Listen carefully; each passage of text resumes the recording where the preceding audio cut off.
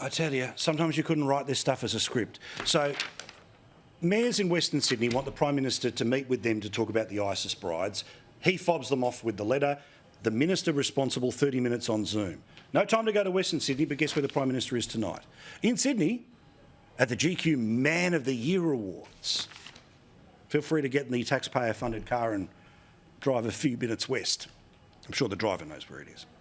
Mark Latham is the One Nation leader in New South Wales, and he joins us now to talk about an awful lot of things, including a bunch of parents got in touch with you because a school play was recasting the actual reality of Captain Cook. How are you, mate? Yeah, good, thanks, Paul. This is amazing what's happened at Mount Ku-ring-gai Public School. It just shows you how far the indoctrination of little kids has gone. When teachers, they've got hold of a book written by Adam Goodes, of all people, you know, the AFL player who got booed out of the game, wrote a book called Somebody's Land, and they based a play around this book. And the play is complete fiction. Like, it shouldn't be that hard in Year 2 to teach the basics of Australian history. The Captain Cook was here with the discovery of Australia in 1770. He died later that decade. And in 1788, the first fleet came here and had absolutely nothing to do with Captain Cook. They're the bare facts. And you think every single teacher in our education system would know that Australian History 101.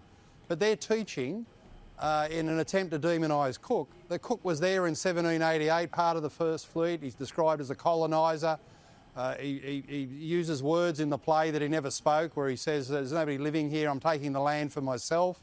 The kids have got to do a stolen land apology as part of this fiasco. I mean, you know, teachers should be sacked for this. If you're in the school system more interested in indoctrination than education, more interested in fantasy than facts, and you're using these kids as a political punching bag, really, for your own political frustrations, then you shouldn't be teaching at all. You should go do something else. But even more, but equally concerning is that, you know, I've got a kid in Year 2, all right, the idea that they're not even the political punching bag or the political football, they're a blank slate. And the same authority that the teacher has to say 2 + 2 = 4, A, B, C, D, E, F, when they tell you the first building block introduction to a story or history or the way the world works, that's the worldview that you start to build on for the rest of your life. If that's a fantasy, then no wonder all the lefties want 16-year-olds who've gone through that school system to start voting. Yeah, well, it's hard to unlearn this stuff. The Year 2 students have been doing it for a fortnight. And as you say, a blank canvas, an empty vessel, it's hard to unlearn that, and they've got it imprinted on their mind. So the taxpayers and the parents, I mean, there's one supreme responsibility for teachers in the New South Wales education system, and that is teach facts.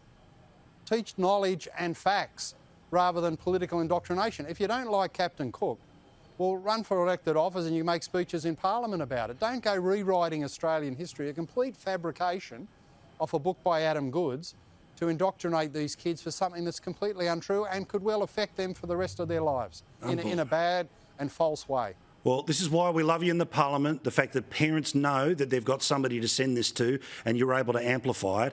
We're now just got to get a scenario where the professional consequences for doing this to kids, again, becomes absolute, that it's not just angry people, that there's some action on the back of this as well.